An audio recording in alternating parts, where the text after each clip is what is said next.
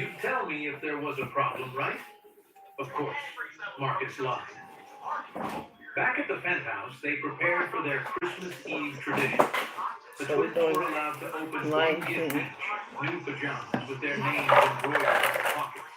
These are so soft, Maya exclaimed, hugging the blue pajamas to her chest. Mine have stars, Mia said, showing Here's off the the pattern. reference They picture. drank hot chocolate with marshmallows, and Marcus read, "'Twas the night before Christmas." Throughout the evening, he made sure to check his phone frequently and looked increasingly worried. Just as they were finishing the story, Marcus's phone rang. He had programmed it to show Legal Team on the screen, though it was actually Frank calling. "Excuse me, I need to take this," Marcus said, stepping into the hallway. He spoke quietly, but not so quietly that Serena couldn't hear if she tried. "What do you mean, frozen? That can't be right. No, I didn't authorize. Listen, it's Christmas Eve. There must be something we can do." When he returned to the living room, the twins were yawning. "Time for bed, girls," Serena said quickly. "Santa won't come if you're still awake." Marcus hugged each girl tightly. "I love you both more than anything in the world," he whispered. "Sleep tight." "Love you too, Daddy," they said together. After tucking them in, Marcus returned to find Serena pouring 2 glasses of wine. "You look like you could use this," she said, handing him a glass. "Now tell me what's going on." Marcus led her to his home office and closed the door. "There's a problem," he began, sitting heavily in his chair. "Williams Innovations is under federal investigation for financial irregularities." Serena's eyes widened. "What? How is that possible?" "Someone has been moving money, making unauthorized transfers. The feds think it's an inside job." Marcus ran his hand through his hair. "They've frozen most of my accounts while they investigate." "Frozen? What does that mean exactly?" "It means we can't access the money," Marcus explained. "Not the company accounts, not most of my personal accounts. Just the household account for now." Serena set down her wine glass. "How long will this last? Weeks, maybe months." "Months?" Serena's voice rose. "But what about our lifestyle? The penthouse, the staff, our trip to the Bahamas?" Marcus noticed she didn't mention the twins. "My lawyers are working on it, but we may need to make some changes. Temporarily," he added. Serena was quiet for a moment. Marcus could almost see her mind working, calculating what this meant for her. "What can I do?" she finally asked. There was no offer of support, no reassurance. Just a question about what action to take. "For now, nothing," Marcus said. "Try to keep things normal for the girls. They don't need to know about this yet." Serena nodded, but her mind seemed elsewhere. "I should check my own accounts," she said. "Make sure they haven't been affected." "Good idea," Marcus agreed, watching her face. After Serena left the office, Marcus texted Frank. "Plan in motion. Be ready tomorrow morning." Then he checked the security cameras. Serena wasn't in their bedroom as he expected. She was in her private office, hurriedly checking her laptop. Marcus zoomed in enough to see she was looking at flight information to Grand Cayman. I'm doing good. Marcus closed his laptop and leaned back in his chair. The trap was set. Tomorrow would reveal exactly what kind of person Serena really was. He only hoped his daughters wouldn't be too hurt in the process. In their bedroom later that night, Serena was unusually affectionate, kissing him deeply before they fell asleep. "Everything will be okay," she whispered. "We'll figure something out."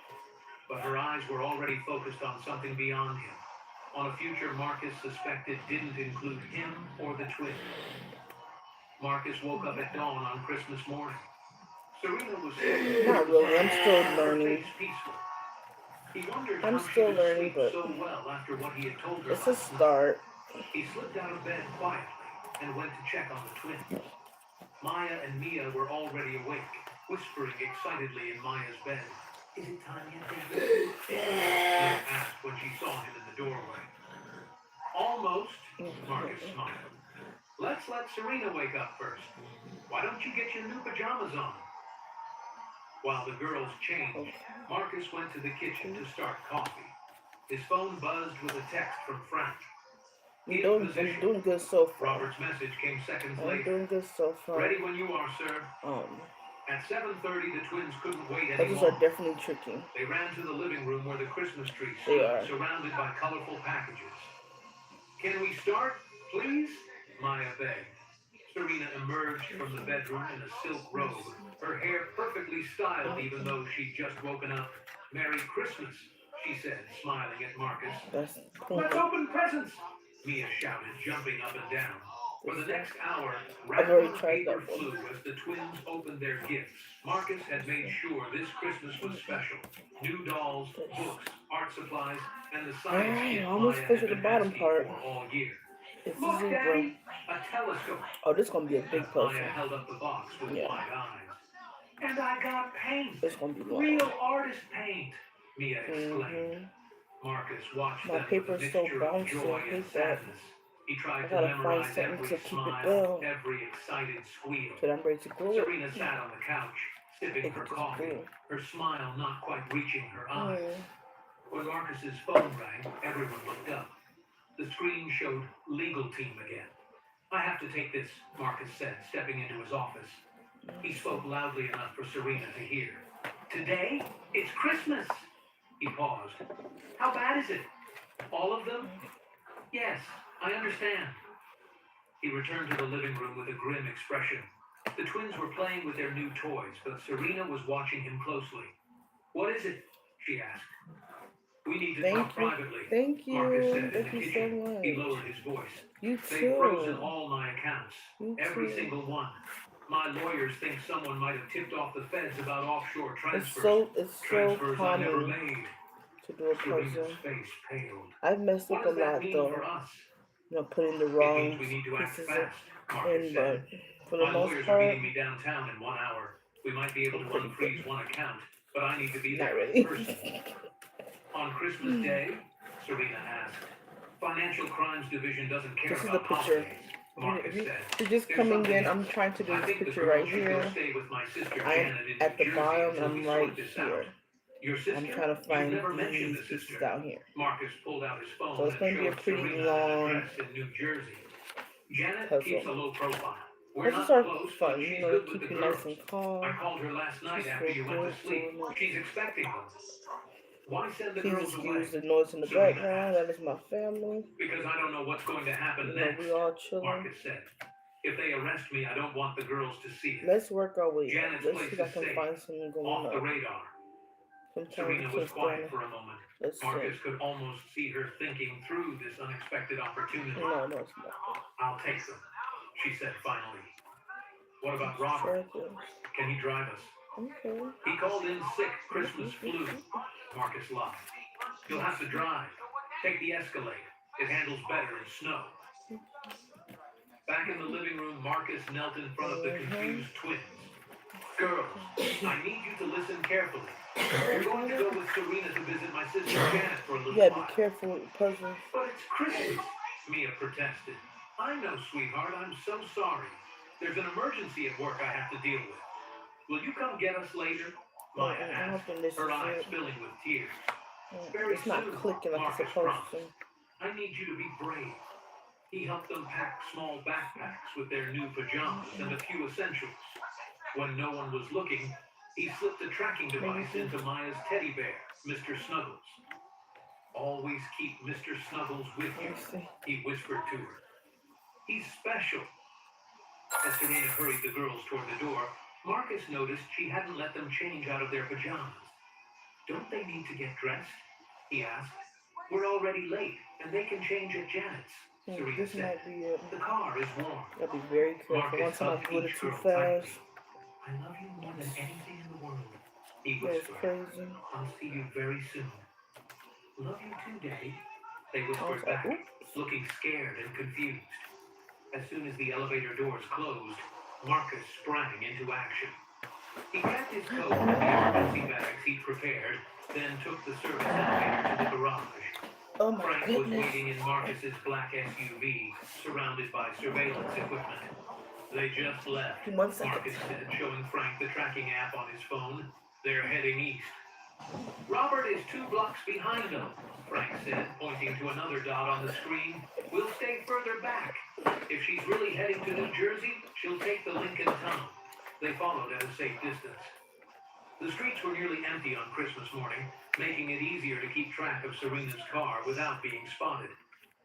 She should be turning toward the tunnel soon, Frank said as they approached West 40th Street.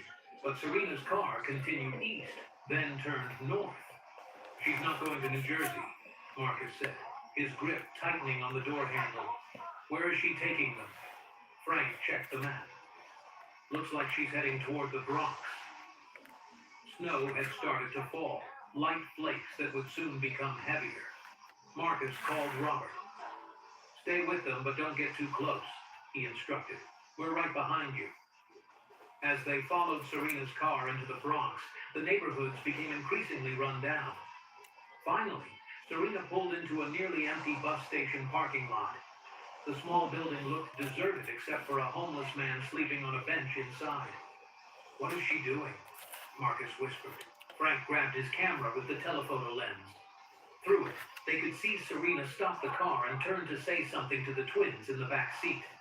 Even from a distance, Marcus could see their frightened faces. Then Serena got out of the car, opened the back door, and pulled the twins out. She tossed their backpacks onto the wet pavement. Get the audio, Marcus said urgently. Frank adjusted a dial on his equipment. Suddenly, Serena's voice filled the car. Carried by the tiny microphone Marcus had placed in Maya's teddy bear. Sleep right there, you miserable brats, Serena was shouting. Your father can't afford you anymore, and I never wanted you anyway. Go find someone who cares.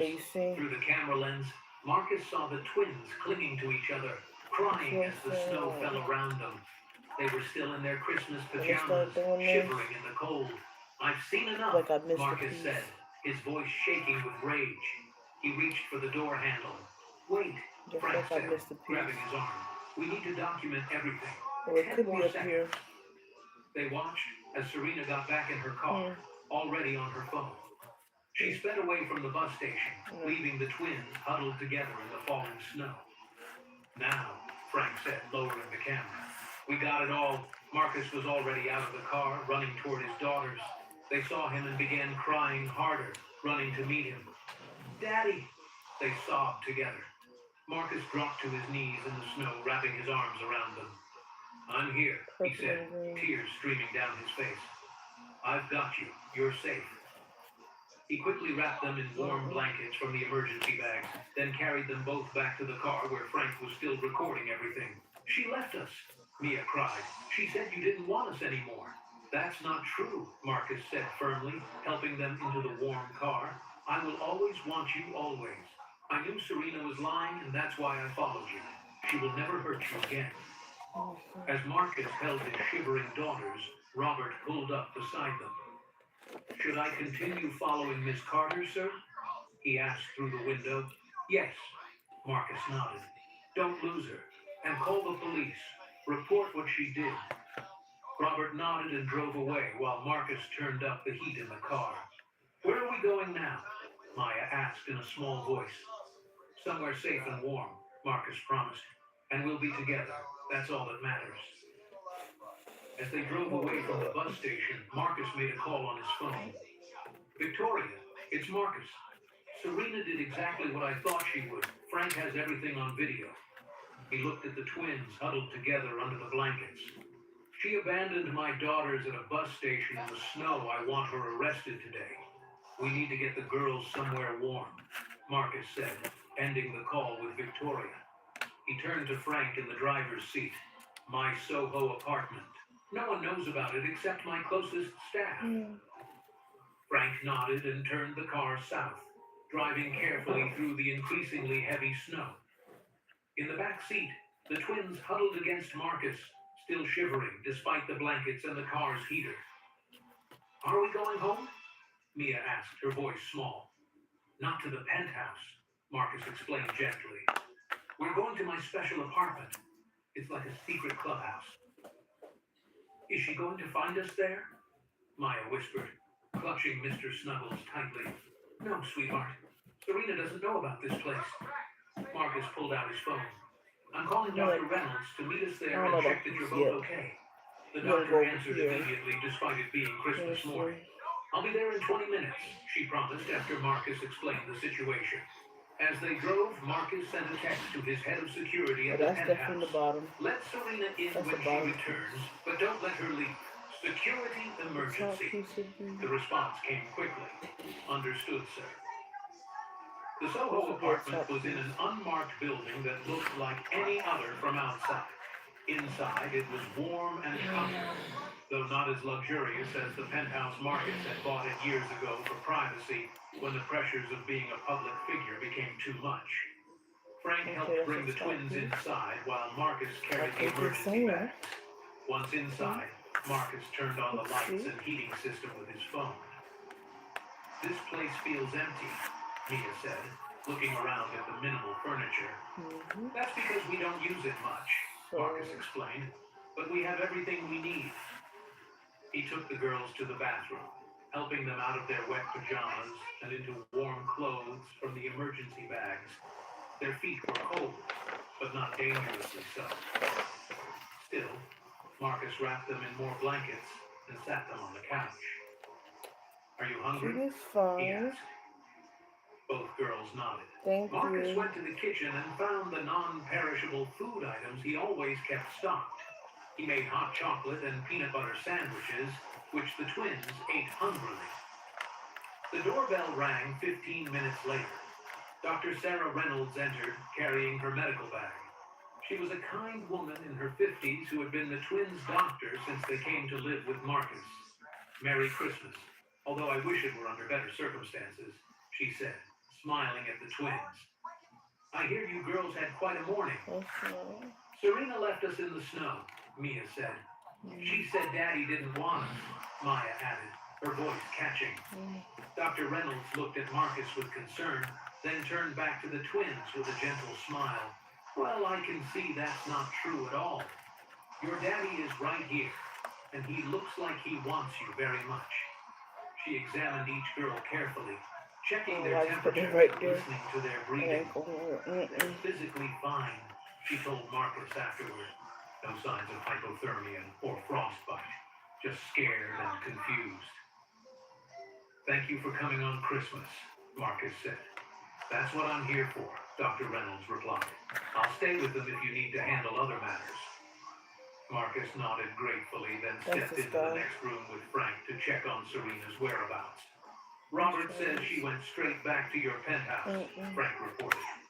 She's packing valuables and emptying your safe based on the security feed.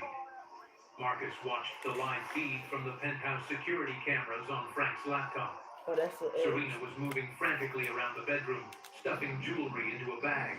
She kept checking her phone, probably looking at flight always times. one confusing people. Victoria is filing for an emergency restraining order right side, now, Marcus said. And the police are on their way to the penthouse based on Robert's report of child abandonment.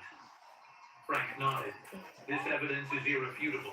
The audio and video clearly show her abandoning the children and saying those terrible things.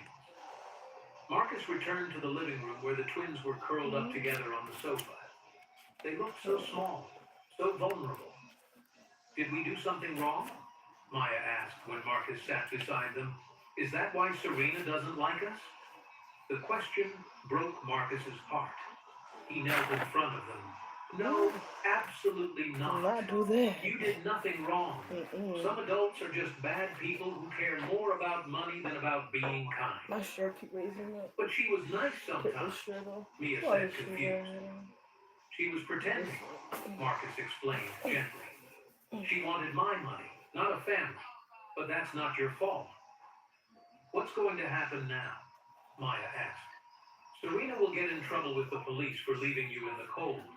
She won't be allowed near you ever again, and we'll figure out the rest together. Marcus's phone rang. It was Victoria. I've secured the emergency restraining order, she said.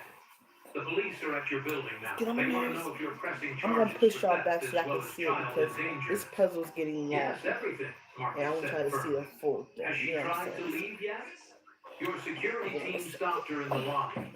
She's being escorted back upstairs to wait for the police. After ending the call, Marcus turned to Dr. Reynolds. Can you stay with the girls a bit longer? I need to be at the penthouse when they arrest Serena. The twins immediately looked alarmed. You're leaving us? Mia cried. Marcus sat down and took their hands. Only for a short time. I need to make sure Serena faces consequences for what she did to you. Dr. Reynolds will stay right here, and Frank will be outside the door. No one can hurt you. Promise you'll come back, Maya whispered. I promise, and I will answer if you call. Marcus showed them his phone. Dr. Reynolds has my special number that always goes through, even if I'm in a meeting. The twins looked at each other, then nodded slowly. We'll be brave, Maya said. Marcus hugged them both tightly. You already are the bravest girls I know. 20 minutes later, Marcus arrived at his building. The lobby was buzzing with activity. 2 police officers were talking to his security team, and Victoria was waiting by the elevators. She's upstairs, Victoria said, handing Marcus a folder of documents. Your security team confiscated her phone when she tried to delete evidence. The police have everything Frank sent over. The video and audio are damning. They took the elevator to the penthouse. Inside, they found Serena sitting on the couch, a female police officer standing nearby. 2 large suitcases sat by the door, stuffed full. When Serena saw Marcus, her face twisted with rage. You set me up, she screamed, jumping to her feet. The officer moved to block her. You lied about everything. No, Serena, you lied, Marcus said calmly. About who you are, about caring for my daughters, about everything. Sir, we need your statement, one of the officers said. We have the video evidence of child abandonment, but we need to know what led to this situation. Marcus explained everything. The overheard phone conversations, the security footage of Serena mistreating the twins, the financial transfers to the Cayman Islands, and finally, his trap to expose her true intentions. She believed I was under federal investigation and my accounts were frozen, Marcus concluded. Given the opportunity, she abandoned 2 7-year-old children in freezing weather at a deserted bus station. The officers turned to Serena. Miss Carter-Williams, you're under arrest for child endangerment and attempted grand theft. You have the right to remain silent. As they handcuffed Serena, Victoria stepped forward with the legal documents. These are divorce papers citing the moral clause in your prenuptial agreement. This is an emergency restraining order prohibiting you from contacting Marcus or the children. And this is a notice that all joint accounts have been frozen pending criminal investigation. Serena's face went pale. You can't do this to me. I'm his wife. Not for long, Victoria replied calmly. This is all a misunderstanding, Serena said desperately, turning to the officers. He tricked me. He set me up. We have video of you abandoning those children and telling them their father doesn't want them anymore, the female officer said coldly. There's no misunderstanding about that. As the officers led Serena toward the elevator, she looked back at Marcus with hatred in her eyes. This isn't over, she hissed. You'll regret this. Marcus watched as the elevator doors closed on her furious face, feeling no satisfaction, only relief that his daughters were safe. She's going to fight this with everything she has, Marcus said to Victoria. Let her try, Victoria replied firmly. With the evidence we have, she's already lost. The question now is how to help the twins recover from this trauma. Marcus nodded, looking around at the Christmas decorations that now seemed hollow and fake. They're scared. They asked if they did something wrong, if that's why Serena didn't want them. Victoria put a hand on his arm. Children often blame themselves. You'll need to help them understand this wasn't their fault. I will, Marcus promised. But first, I need to get back to them. Yeah, I see how I promised I is. wouldn't be gone long. As Marcus gathered a few of the twins' favorite toys and books from their room, his phone rang. It was Dr. Reynolds. The girls are asking for you, she said. Mia just woke up crying from a nightmare. She's afraid Serena is coming back to take them away. Tell them I'm on my way, Marcus said, his heart breaking at the thought of his daughter's fear. Tell them they're safe now. I won't let anyone hurt them ever again. Marcus rushed back to the Soho apartment, the bag of toys and comfort items clutched in his hand. When he opened the door, Mia ran to him immediately, her face streaked with tears. "Daddy, you came back!" she cried, wrapping her small arms around his legs. Marcus lifted her up, holding her close. "Of course I came back. I promised I would." Maya approached more cautiously, her glasses slightly fogged from her own tears. "Is she gone?" she asked in a small voice. Marcus sat on the couch, a twin on each side of him. "Yes, Serena is gone. The police took her away. She can't hurt you anymore." Dr. Reynolds watched from across the room, giving them space for this important conversation. "The police arrested I'm her?" doing a puzzle. Maya asked, I'm doing a her puzzle. analytical mind always needing to understand details. "Yes," Marcus explained gently. My light broke, "What y'all. she did was very So, wrong. I probably Leaving can't see. children alone in the cold is against the law." Oh Will my she go to god. jail? Hopefully it's Mia not too wanted to light. know. Probably. Is it good? Yes. Y'all can But what see? matters most Let me know in the is comment that she section will where you never calling come from. near you again. Not call. You know what I The mean. girls were What quiet you for a looking moment, for? processing Alright, this so information. I gotta pivot. "I brought some of your things," Close. Marcus said, opening the bag. Okay, I gotta "Mr. pivot. Whiskers for you, Mia, and your favorite folks, Maya." The twins accepted this is their the treasured puzzle. items, but they didn't show the usual excitement. The events of the morning had changed something in them. Dr. Reynolds approached. "I should head home to my family now. They're physically guessing fine, it's on Marcus, this but they side. might have trouble sleeping or experience anxiety over the next few days. That's normal after what they've been through." "Should I find them a therapist?" Marcus asked quietly. "I'd recommend it. Children are resilient, but professional help would be beneficial," Dr. Reynolds said. "I can send you some names of child psychologists who specialize in trauma." After she left, Marcus made lunch for the twins. They ate silently, staying close to him the entire time. His phone rang repeatedly, but he ignored most calls, hopefully you guys only can see. answering Victoria's. So I'm over here. The preliminary hearing I'm is at the set for top tomorrow part. morning, Victoria told him. The judge Okay, agreed to top. hold it despite it being the day after Christmas, given So the little circumstances. puzzle can be hard. Will the girls The best need thing to you can do is testify? find the edges. Marcus So asked, stepping the into box kitchen came so the in a twins wouldn't bag. hear, not I at literally this have to stage. hand pick The video evidence is out all compelling the enough. edges. Serena's And being sometimes held you don't without end up bail picking is out flight all the risk, edges right. given Sometimes her it may be attempt to some in leave here. the country This as is a what I king's got so captive. far. Good, That's the first thing you can Marcus do said firmly. What about the press? when you Has when this you're doing a gotten out puzzle. yet? Not yet, but it will. Yeah, I've that's it. prepared a simple statement focusing on the safety of the That's the children. best thing you can do.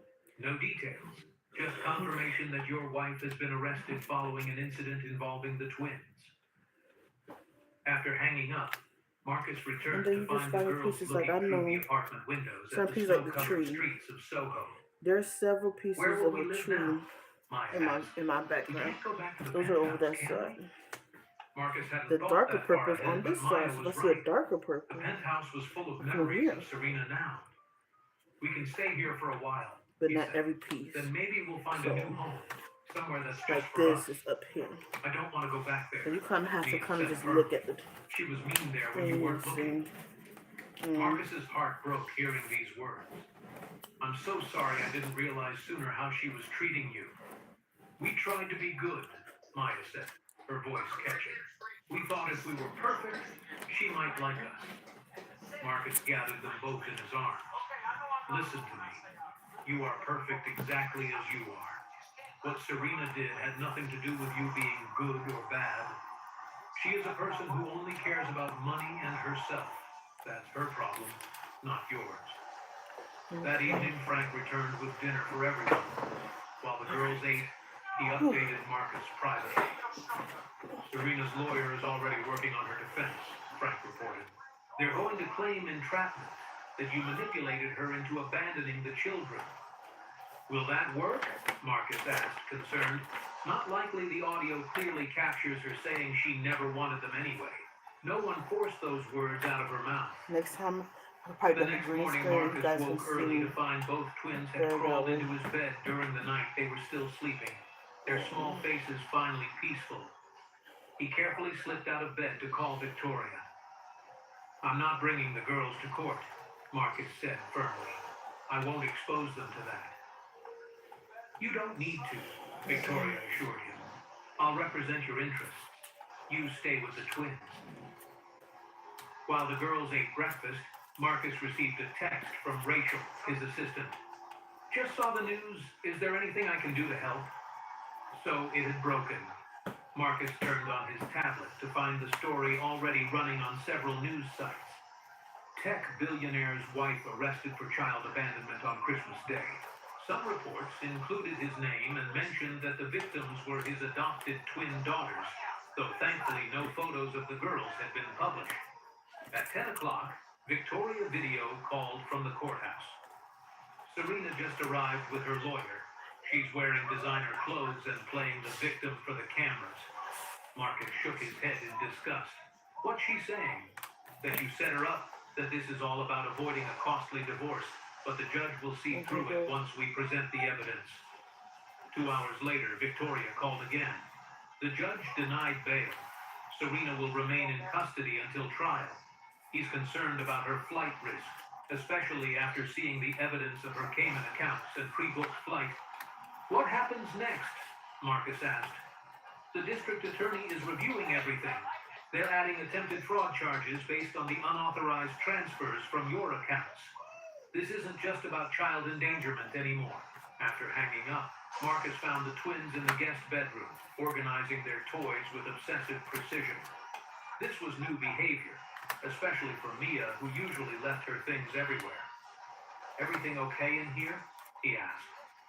"We're making sure everything is neat," Maya explained seriously, "so nobody gets mad." Marcus sat on the floor beside them. "You don't have to worry about that anymore. In our family, it's okay if things get messy sometimes." Mia looked unconvinced. Serena said messy children are bad children. "Serena was wrong about many things," Marcus said gently. "Being neat is good, but making mistakes is part of being human. I make mistakes too." "You do?" Maya asked, surprised. "All the time. My biggest mistake was not seeing how Serena was treating you when I wasn't there." The twins exchanged glances, having one of their silent twin conversations. "It wasn't your fault," Mia finally said. "She was good at pretending." That afternoon, Doctor, Emily Rodriguez arrived at the apartment. She was a child psychologist that Dr. Reynolds had recommended, specializing in trauma. "I normally don't make house calls," she explained, "but given the circumstances and who you are, I made an exception." Dr. Rodriguez was younger than Marcus expected, perhaps in her mid-30s, with warm brown eyes and a gentle manner. She wore casual clothes rather than anything formal, which immediately put the twins at ease. "I'd like to talk with Maya and Mia alone first, if that's okay," she said to Marcus. "Then we can discuss how to move forward." Marcus nodded. "Girls, Dr. Rodriguez is here to help you talk about your feelings. I'll be right in the next room if you need me." While waiting, Marcus received another call from Victoria, who was now back in her office. Serena's lawyer is requesting a psychological evaluation, claiming she was under extreme stress and not in her right mind. It's a standard tactic to seek leniency. "Will it work?" Marcus asked. "Unlikely. The premeditation is clear from the evidence. She packed valuables, booked a flight, and made statements indicating intent. I don't care what happens to her," Marcus said quietly. "I just need to know she'll never come near my daughters again." After an hour, Dr. Rodriguez emerged from the room. The twins remained inside, drawing pictures. "They're remarkably resilient," she told Marcus. "But they're carrying a lot of fear and misplaced guilt. Maya especially feels she should have protected her sister better." "What can I do?" Marcus asked. "Be consistent. Reassure them that they're safe and that what happened wasn't their fault. I'd like to see them twice a week initially, and we can adjust as needed." As Dr. Rodriguez was leaving, she hesitated at the door.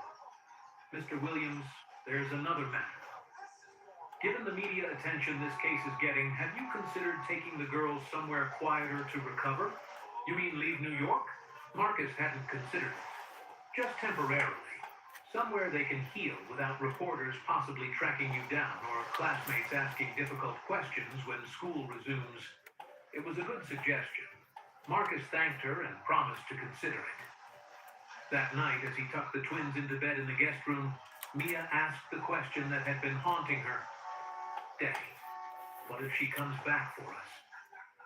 Marcus sat on the edge of the bed, making sure both girls could see his face clearly. She won't, I promise you. The police are keeping her locked up, This is the and side there are piece. special papers that say she can't come near you ever again. But what if she escapes? Maya pressed. What if she finds us? Marcus realized then that Dr. Rodriguez was right. The girls needed more than just his assurances. They needed a complete break, a fresh start somewhere Serena had never been. How would you feel about going on a little trip? He asked. You alright, We buddy? could go somewhere quiet, just the three of us while all this gets sorted out. The twins looked at each other, then back at him. Somewhere Serena doesn't know about? Mia asked hopefully. Exactly, Marcus confirmed. Somewhere brand new, just for us. For the first time that day, he saw genuine smiles break across their faces. Can we leave tomorrow? Maya asked, sitting up straight in bed. Please? Marcus smiled at their enthusiasm. Not tomorrow, but very soon I need to make some arrangements first. Over the next 3 days, Marcus stayed with the twins at the Soho apartment while planning their escape from New York City. The news of Serena's arrest had spread quickly. Headlines appeared on every newspaper and news site. Billionaire's wife abandons children on Christmas Day. And model turned monster, the Serena Carter scandal. Marcus kept the television off and used his tablet to shield the twins from seeing any coverage. Doctor. Rodriguez visited daily, using art therapy to help the girls process their feelings. Where are we going, Daddy? Mia asked on the third day after Christmas as she colored a picture of a house with a blue crayon. I have a lake house in Connecticut, Marcus explained. It's peaceful there, with trees all around and a beautiful lake. Almost no one knows about it. Not even Serena? Maya asked, looking up from her own drawing. Especially not Serena, Marcus confirmed. I bought it after we were married, but I never told her about it. On December 28th, with the help of Frank and Robert, Marcus moved the twins to the lake house. The property was secluded, surrounded by tall pine trees, with a private road leading to it. Security cameras monitored the perimeter, and Marcus had hired additional security personnel to patrol discreetly. It's so big, Mia exclaimed as they pulled up to the wooden house. Snow covered the ground and icicles hung from the roof. And look at the lake, Maya said, pointing to the frozen water visible through the trees. Inside, the house was warm and cozy with wooden walls and large windows overlooking the lake. A fire was already burning in the stone fireplace and the kitchen was stocked with food. Your rooms are upstairs, Marcus told them. I had Rachel bring some of his clothes and toys from her penthouse. As the twins explored their new temporary home, Marcus set up his makeshift office in a corner of the living room. He needed to run his company remotely while staying with the girls. That evening, Victoria called with updates. The tabloids are having a field day, she reported. Serena's former modeling agency has dropped her. Several of her so-called friends are giving interviews about how they always suspected something was off about her. What about the legal case? Marcus asked, stepping onto the porch so the twins wouldn't hear. The district attorney has added fraud charges. They found evidence she was planning this for months. Her lawyer is still pushing the temporary insanity angle, claiming the pressure of instant motherhood caused a breakdown. Marcus shook his head. That's ridiculous. She never wanted to be their mother. She made that very clear. After the call, Marcus returned to find Mia curled up on the sofa looking through a picture book. Maya was nowhere to be seen. Where's your sister? He asked. Organizing her room, Mia replied without looking up. She says everything needs to be perfect. Marcus found Maya in her bedroom, carefully arranging her clothes in the dresser, folding everything with precise corners. Everything okay, sweetheart? he asked from the doorway. Maya nodded, not meeting his eyes. I'm making sure everything is neat. You know, it's okay if things aren't perfect, Marcus said gently, sitting on the edge of her bed. This is your space. It can be however you want it. I don't want to make anyone mad, Maya whispered. You won't make me mad. I promise. Marcus picked up a shirt from the pile. Want some help? They folded clothes together, Marcus deliberately making imperfect folds to show Maya it was okay. After a while, her shoulders relaxed slightly. That night, Marcus was awakened by screaming. He ran to Mia's room to find her sitting up in bed, sobbing. She was coming to take us away. Mia cried as Marcus held her. She was pulling us into the snow again. It was just a bad dream, Marcus soothed, rocking her gently. Serena is far away. She can't hurt you anymore. Maya appeared in the doorway, her eyes wide with fear. Is Mia okay? Come here, Marcus said, extending his arm. Maya climbed onto the bed, and Marcus held both girls until they fell asleep again. The next day, Dr. Rodriguez arrived at the lake house Marcus had arranged for her to continue the twins' therapy, offering to pay her extra for the travel time from New York.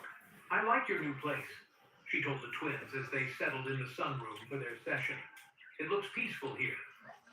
While the twins had their therapy, Marcus had a video conference with his executive team. George, his chief operating officer, looked concerned. The press is asking for statements, Marcus. We need a clear position from you. My position is that my daughter's privacy and well-being come first, Marcus replied firmly. Victoria has issued the only statement we'll make on this matter. Later, as Marcus researched childhood trauma on his laptop, he glanced out the window to see the twins building a snowman with Dr. Rodriguez. It was the first time he'd seen them playing normally since Christmas. After Dr. Rodriguez left, Marcus received another call from Victoria. Serena has been doing interviews from jail, she said. She's claiming you set her up, that you were controlling and manipulative throughout the marriage. Can we stop her from talking to the press? Marcus asked. Not legally, no, but the evidence speaks for itself. Most people aren't believing her version. That evening, Marcus made hot chocolate for the twins. As they sat by the fireplace, Maya asked a question that broke his heart. Daddy, did Serena leave us because we weren't good enough? Marcus set down his mug. No, absolutely not. Serena left because she is a selfish person who only cares about money. It had nothing to do with you. But she was nice sometimes, Mia pointed out. She helped me with my hair. Some people are good at pretending, Marcus explained carefully. Serena pretended to care about us because she wanted my money, but that doesn't mean anything is wrong with you. The twins didn't look convinced. Marcus realized they needed more help than he alone could provide. The next day, he spoke privately with Dr. Rodriguez after the twins' session. Maya believes they somehow caused Serena to abandon them, he explained. How do I make her understand that's not true? Dr. Rodriguez considered this. Children often blame themselves for adult behavior. It gives them a sense of control. If they caused it, they can fix it by being better. But they didn't cause it, Marcus said firmly. I know that, and you know that. But to Maya, it makes more sense than accepting that someone she trusted would hurt her for no reason. Dr. Rodriguez leaned forward. Keep reassuring them. Eventually, they'll believe you. Days passed, and slowly the twins began to adjust to their new environment. Mia's nightmares became less frequent. Maya still organized her belongings obsessively, but she no longer panicked if something was out of place. One morning, while Marcus was on a business call, Mia came running inside. Daddy, look outside, she exclaimed, pulling on his arm. Marcus apologized to his colleagues and followed Mia to the window. Outside, birds were gathering at a feeder Maya had set up. Maya did research and found out what birds live here in winter, Mia explained proudly. She made the bird feeder from a milk carton. It was a simple thing, but Marcus felt a surge of hope Maya was engaged in something new, something that interested her. It was progress. As January began, Serena's preliminary hearing approached. Victoria warned that the twins might need to testify. I'll fight it, she promised. They've been through enough already. Marcus watched a television report about the case one night after the twins were asleep. Serena was shown leaving court after a hearing, dressed elegantly in designer clothes, looking appropriately somber for the cameras. Ms. Carter-Williams maintains that this is all a misunderstanding, the reporter said. Sources close to her claim she was set up by her husband to avoid a costly divorce. Marcus turned off the television in disgust. How could anyone believe her after seeing the video of her abandoning 2 children in the snow? The next day, Marcus sat at his laptop, searching real estate listings in Boston and other cities. The twins needed a permanent fresh start, away from New York and all its painful memories. What are you looking at? Maya asked, appearing beside him. Houses, Marcus admitted. I'm thinking maybe we should move away from New York permanently. Start fresh somewhere new. Maya studied the screen thoughtfully. I don't want to go back to the penthouse. No. Maya shook her head firmly. No. She's there, even if she's not really there anymore. Marcus understood exactly what she meant. The penthouse was filled with memories of Serena, her clothes in the closets, her decorating choices, the rooms where she had hurt the twins with her words and actions. Then we won't go back, Marcus promised. We'll find a new home, just for us. That night, as Marcus tucked the twins into bed in Mia's room, they had taken to sleeping together since Christmas, Mia whispered something that confirmed his decision. I don't want to go back to the penthouse where she was, she said sleepily.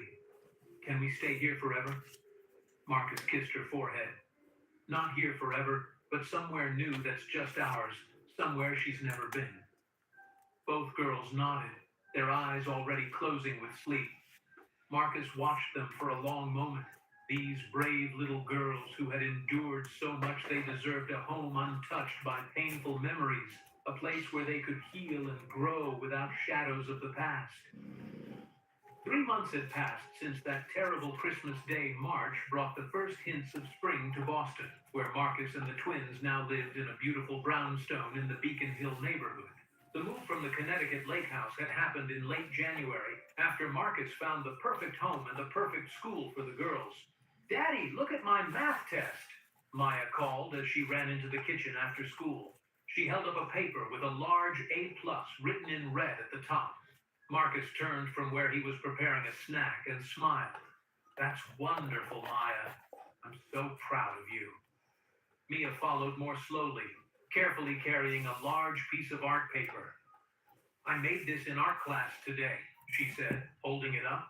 The painting showed 3 stick figures holding hands in front of a house with a bright yellow sun above. It's beautiful, Marcus said, taking the painting. Is this us? Mia nodded. That's our new home.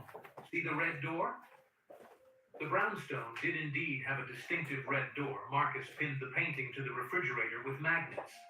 Now we can see it every day, he told her. The Boston move had been good for all of them. The twins were enrolled in the Wellness Academy, a private school that specialized in emotional well-being alongside academics. Their teachers knew about their recent trauma and were trained to support children through difficult times. Marcus's company was still based in New York, but he had arranged to work remotely most days. The top floor of the brownstone had been converted into his home office, where he held video meetings and managed Williams Innovations from afar. That evening, after the twins had gone upstairs to do homework, Marcus's phone rang. It was Victoria. The trial starts Monday, she said without preamble. The judge has approved our request. The twins won't need to testify in person. If necessary, they can give statements via closed-circuit television. Thank you, Victoria, Marcus said with relief. I don't want them anywhere near that courtroom. The prosecution's case is strong, Victoria continued. Frank's video evidence is the centerpiece. The audio of Serena saying she never wanted them is particularly damning. What's her defense strategy? Marcus asked. Her lawyer is going with the manipulative husband angle. They're claiming you engineered the whole situation to avoid a costly divorce. Marcus shook his head. No jury will believe that once they see the video of her abandoning 2 children in the snow. I agree. I'll be there representing your interests. Will you attend? Yes, Marcus decided.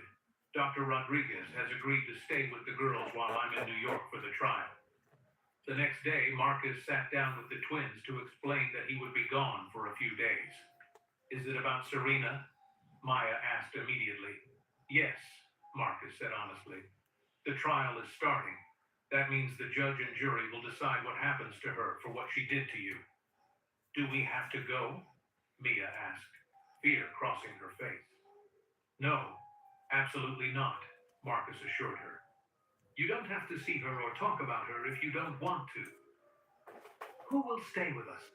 Maya wanted to know. Dr. Rodriguez has offered to stay here at the house. She'll take you to school and be here when you get home.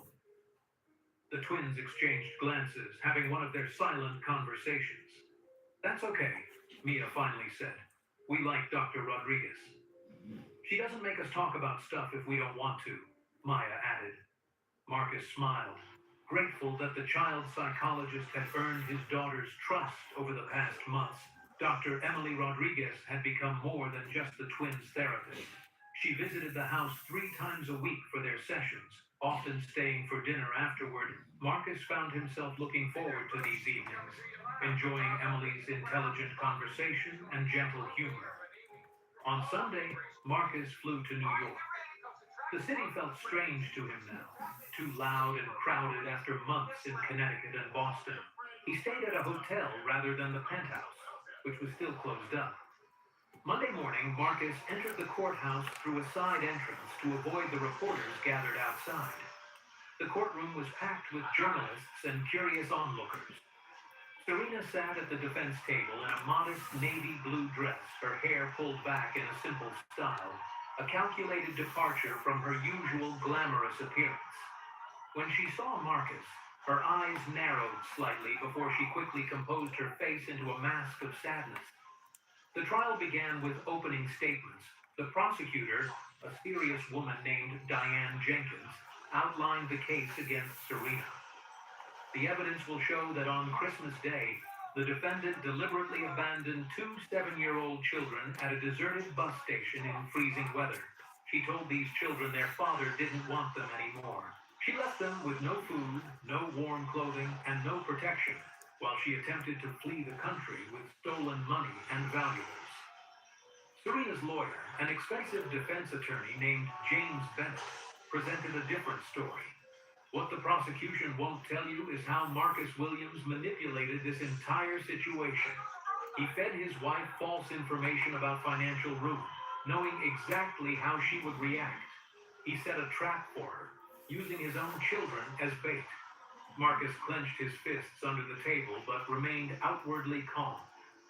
Over the next several days, the evidence mounted against Serena Frank testified, presenting the video and audio recordings. Financial experts traced Serena's unauthorized transfers to offshore accounts. Most damaging were the testimonies from household staff who had witnessed Serena's treatment of the twins when Marcus wasn't present. She would call them brats and baggage when Mr. Williams wasn't home, the housekeeper testified. The little girls would try so hard to be quiet and perfect whenever she was around. Each evening, Marcus video called the twins from his hotel room. How was school today? He would ask. I joined the math club, Maya told him one day, putting her glasses up her nose excitedly. We're going to have next month. You okay, My Grandma? art teacher wants to put my painting in the school show. Alcohol, like rubbing alcohol? She says I think you do. have natural talent. Hearing these small victories make the difficult days in court worthwhile, the twins were healing, finding joy again in their new surroundings. Meanwhile, Marcus found himself texting Emily Rodriguez multiple times a day. Not just about the twins, but sharing his own thoughts and feelings about the trial. How do you stay so calm facing her in court? Emily texted one night. I picture Maya and Mia safe in Boston with you, Marcus replied. It helps me remember what matters. After 2 weeks of testimony, the case went to the jury. They deliberated for just 4 hours before returning with a verdict. Guilty on all counts. Marcus sat quietly as the judge prepared to announce the sentence. Serena stood, wearing another simple outfit that made her look younger and more vulnerable. Ms. Carter Williams, the judge began, this court has rarely seen such a calculated act of cruelty. You abandoned 2 young children in dangerous conditions. You betrayed the trust of the most vulnerable people in your care. The judge paused, looking directly at Serena. I sentence you to 2 years in prison for child endangerment, with an additional year for the attempted fraud, to be served concurrently. Following your release, you will serve 3 years of probation and perform 500 hours of community service. Serena's face I crumpled want as to she see was karate led away style. by Why would you court put your officers. alcohol? Her modeling career was over, her reputation destroyed. The fashionable friends who had once surrounded her were nowhere to be seen in the courtroom. Victoria turned to Marcus. It's done, she said simply. Marcus nodded, feeling not triumph but relief. I'm going home to my daughters. That evening, he flew back to Boston Emily, and the twins were waiting at the airport, holding a handmade sign that read, Welcome home, Daddy. Marcus hugged his daughters tightly, noticing how they seemed taller, more confident after just 2 weeks. Did the bad lady go to jail? Mia asked quietly as they walked to the car. Yes, Marcus said,